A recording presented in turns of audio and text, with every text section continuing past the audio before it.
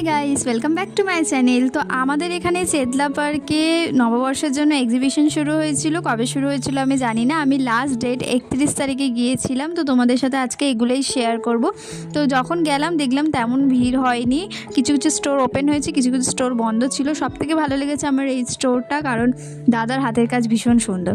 গিয়ে দেখলাম সবথেকে বেশি স্টোর বসেছে খাবার দাবারের, জামা কাপড়ের আর জুয়েলারি। এছাড়াও ছিল কসমেটিকের স্টোর, মকটেলের স্টোর, পারফিউমের স্টোর। আর তোমাদের তো বললাম জামা কাপড় স্টোর সব থেকে বেশি বসেছিল। তারপর হাঁটতে হাঁটতে প্রত্যেকটা স্টোর দেখতে দেখতে এই স্টোরটা চোখে পড়লো। এখানে ঘর সাজানোর জিনিসপত্র ছিল, ভীষণ সুন্দর সুন্দর ছিল জিনিসপত্রগুলো। আর এখানে তো তোমাদের বললাম ঘুরতে ঘুরতে দেখতে চারিদিকে খালি জামা কাপড়ের স্টল আর খাওয়া দাওয়ারের স্টল।